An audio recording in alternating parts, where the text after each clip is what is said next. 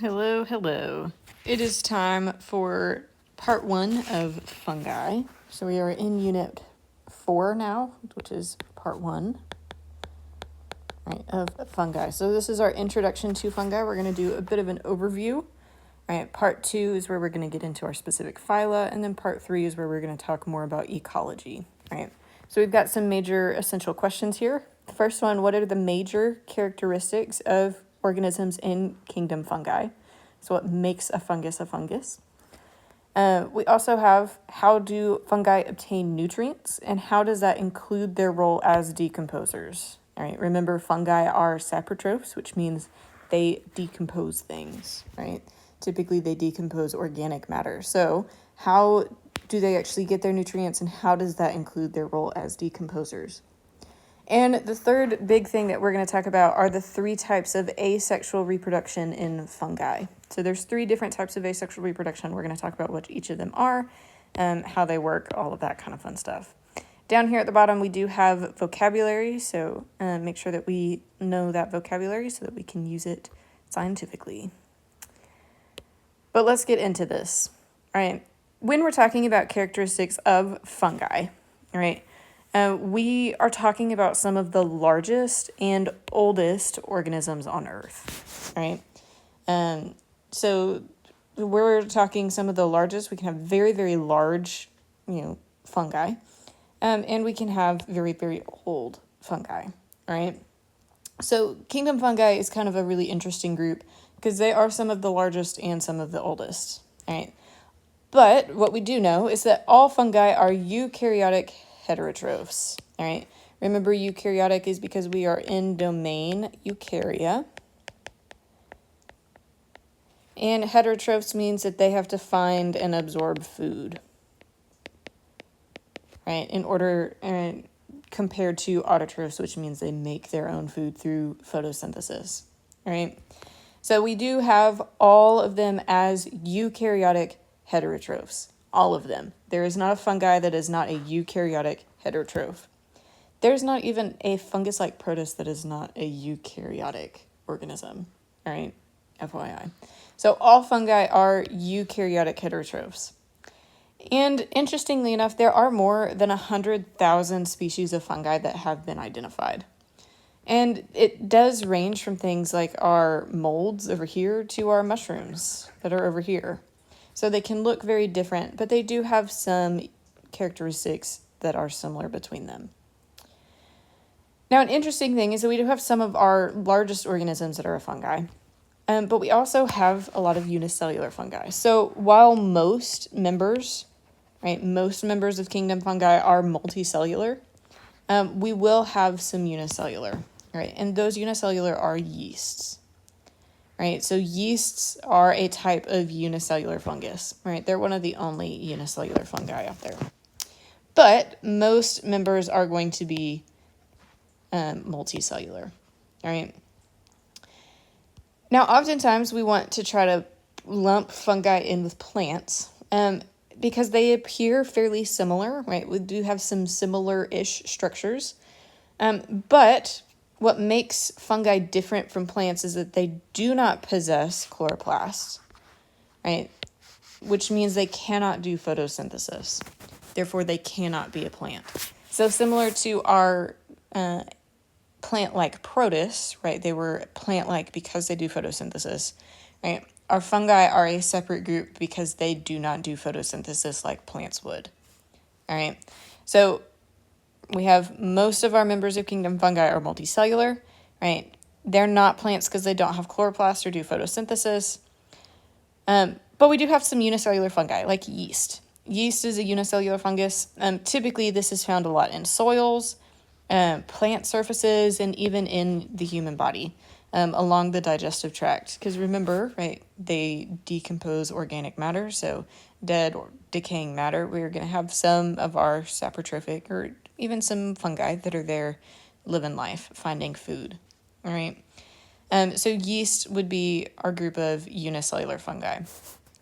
So yeasts aside, all right, so we're talking most of our fungi, there are some very key distinguishing parts from plants. First one being no photosynthesis. All right, so there is no photosynthesis. Other main things that are going to separate them from plants. They do have a cell wall, so that would be a similarity. So they share that cell wall. But in fungi, we have that cell wall that is made of chitin. All right, let me draw that better. It is made of chitin. So cell wall is a similarity with plants. The difference lies in what it is made of, which is chitin. So plants have a cell wall made of cellulose, while fungi is made of chitin. Another big reason is that our fungi are going to have something called hyphae, right? And hyphae are specialized cells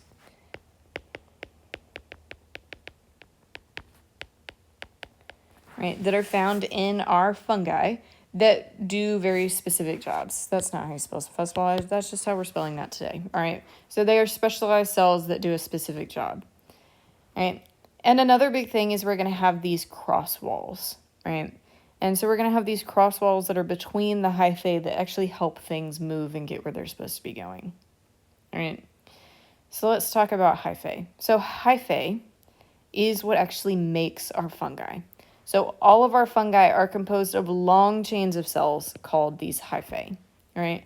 So if we're looking at this picture, right, we have hyphae, right? All of these chains would be considered hyphae, right? So that is what's actually making up that fungus, right? And what we can notice is that we have hyphae that is up here. We also have hyphae that is down here. We even have hyphae that extends down into the soil, all right? And so all of our fungi are going to be made and composed of hyphae. That is their main thing, right? So it's this long chain of cells called hyphae. So hyphae grow at their tips, which means, right, we're going to have this chain of cells, right? And this would be considered a tip, which means this cell, right, we would have a cell that would then elongate and then undergo division to make a new one, right? And so they do grow at their tips, right? Then this one would grow and extend and divide, right? So we do have this idea that they do grow from their tips, right? And they will also branch repeatedly, right, to form this net-like mass called mycelium, right? Mycelium we typically associate more with what actually goes into the soil. We will have branches and things that go through the actual part above the soil, but mycelium we typically associate with under the soil, right? So it's going to be the thing that actually extends down, finding the food, breaking down the food. That would be what we consider mostly mycelium, all right? But we do have hyphae that has branches all through our fungi, all right? So that does mean that we have some different components, right? So we have our mycelium down here. The stuff above the soil we call the fruiting body, right? So this is the structures that lie above the soil. Structures above soil, right? That is what we consider the fruiting body, right? Fruiting body is what we typically eat when we eat things like mushrooms and things of that nature. So let's go back for a second, right? Over here we said that we have cell walls that are made of chitin, right? We've talked about hyphae, which are these specialized cells, but then we have cross walls, right? So cross walls are going to also separate us from plants, all right? And a cross wall is specifically called a septa, all right? So it is called a septa. And it happens when our hyphae and the cells that make the hyphae get divided. All right, so hyphae can be divided into specific cells through the cross walls called septa. All right, and interestingly enough, the septa's whole job is to make sure that nutrients can move throughout the organism. All right, so septa's whole job is to make sure that all of the nutrients go where they're supposed to.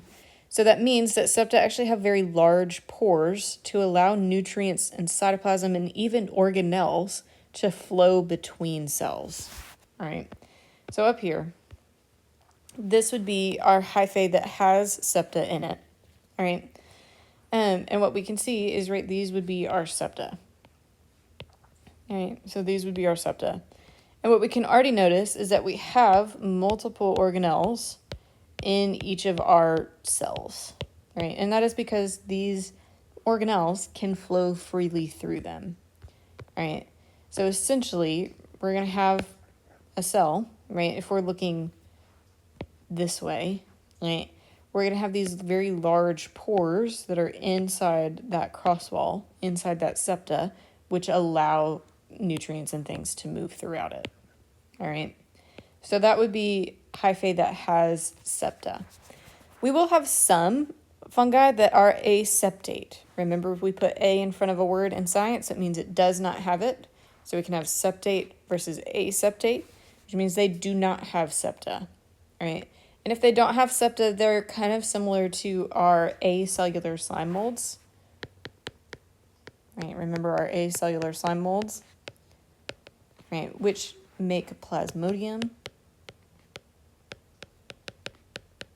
Right, I hope we remember this. Right, and that plasmodium is a very, very large cell that has multiple nuclei and a lot of cytoplasm, but it really doesn't have any divides between the cells themselves, right? So they're not really called cells, so they're called acellular, right? So this would be more similar to our cellular fungus-like protists, right? Our cellular slime molds.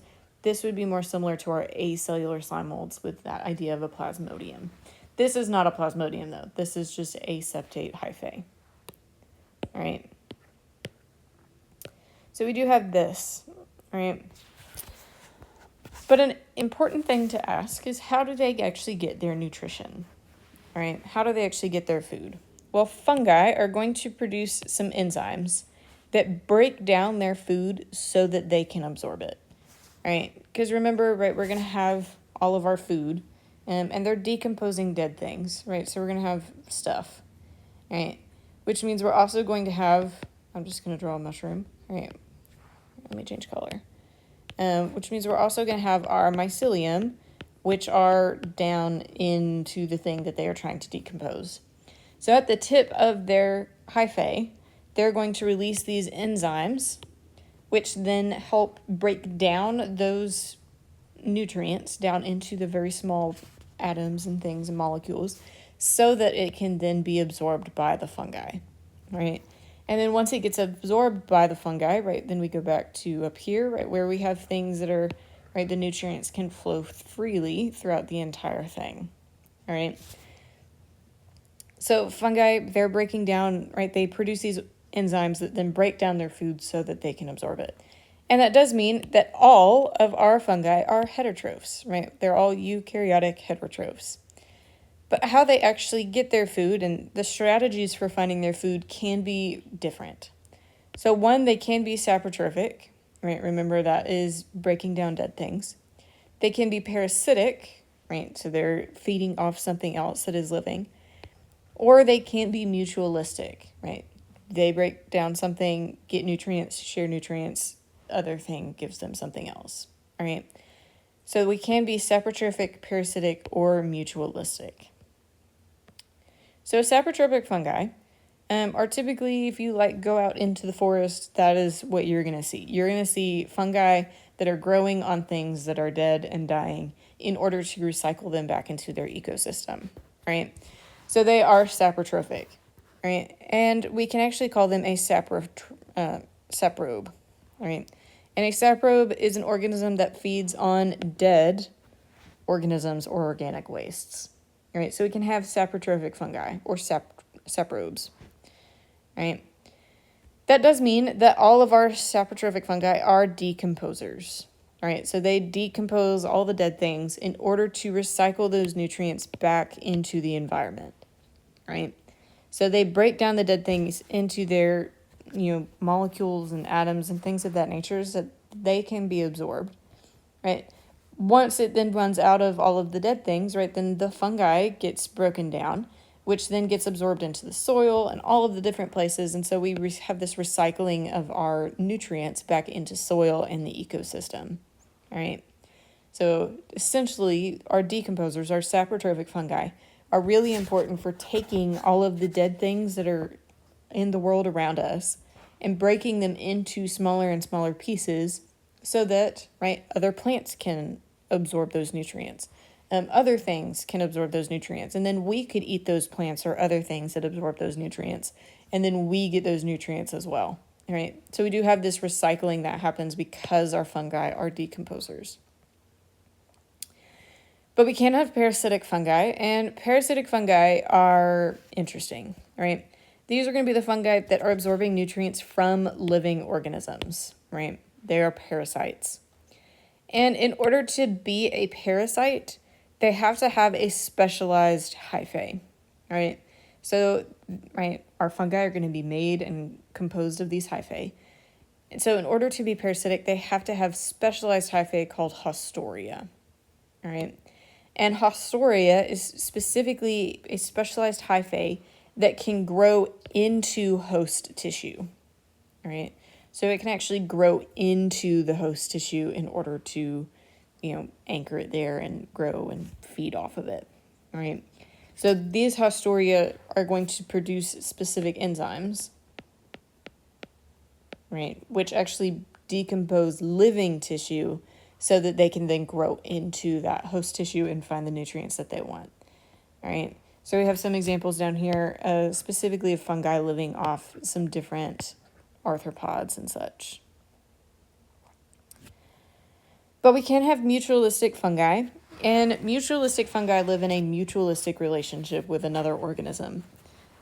So they're in a mutualistic relationship with another organism. A lot of times that is going to be with plants. Most of the time it is going to be with plants. And that is going to be really significant because the fungi and the plant are going to trade sugars for water and nutrient uptake. So what actually happens is we have our fungi. So let's say we have our tree. Right, there's our tree. Right, it has roots that are growing into the ground. Right, but those roots can only go so far because they have to be able to get all of the nutrients that are from up there. And so we can have our mutualistic fungi that can then grow on the ends of that soil, right, ends of those roots into deeper soil in order to reach water that is further below. And so they have this trading that occurs, right? So sugars from up here from the plant get traded for water and nutrients from the fungi decomposing things and all of that kind of fun stuff, and finding more water and giving that to the plant itself. So we can have this mutualistic relationship as well. So that does mean that reproduction is going to look kind of interesting, all right? So fungi are specifically classified by their structures and patterns of reproduction. That is their big thing. So structures and how they reproduce is going to be how we classify fungi into different groups, right? And into different phyla. So fungi can reproduce asexually or sexually, right? So they can do both. If they are an asexually reproducing fungi, there's three main ways that they're going to do that. Budding is one, fragmentation is another, and spore reproduction is a third.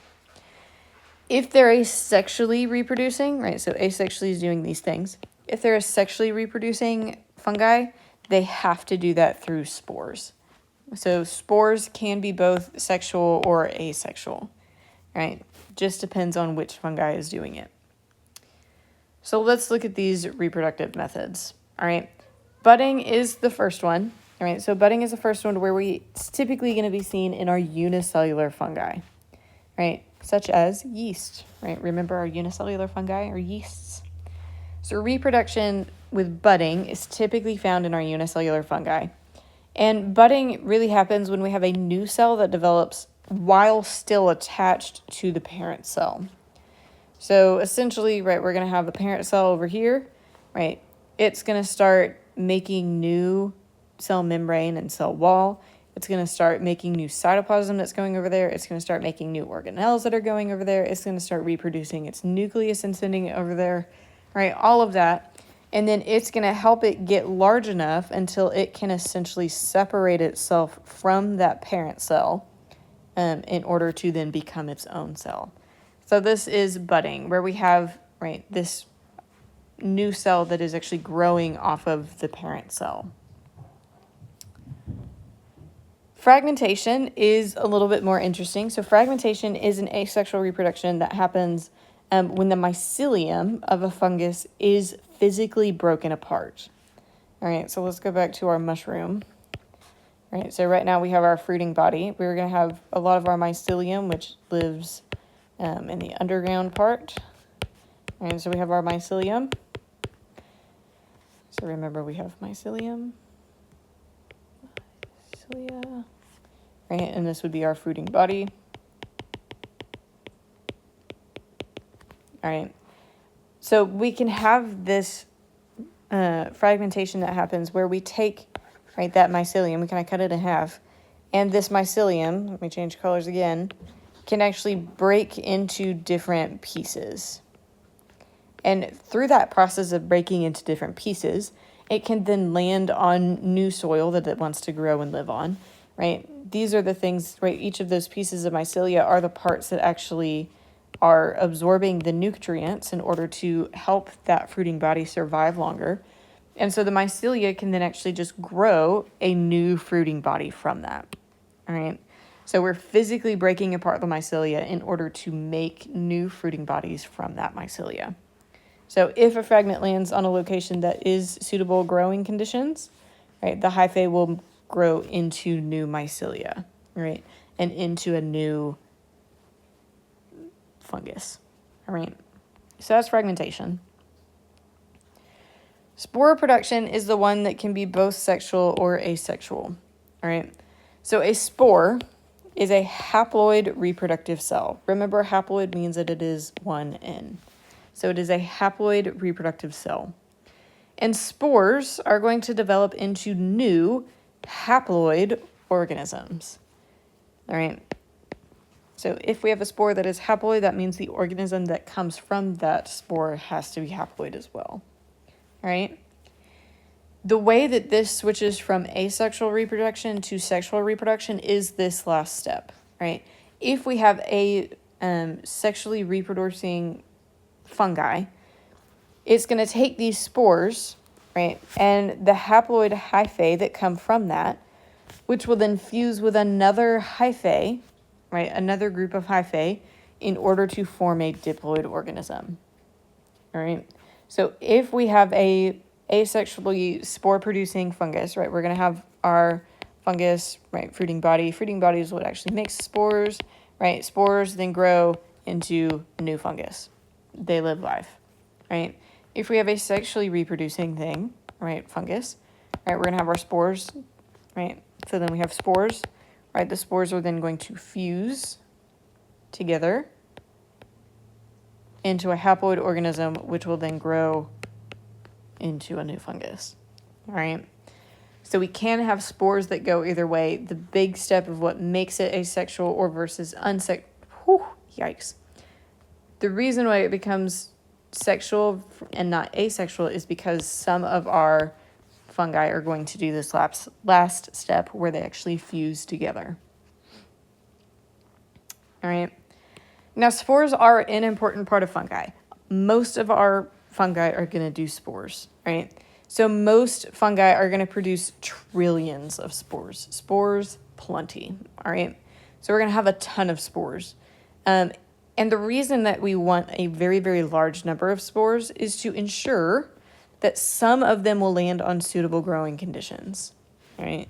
We want some of them to land on suitable growing conditions in order for a new fungus to be made and germinate, right?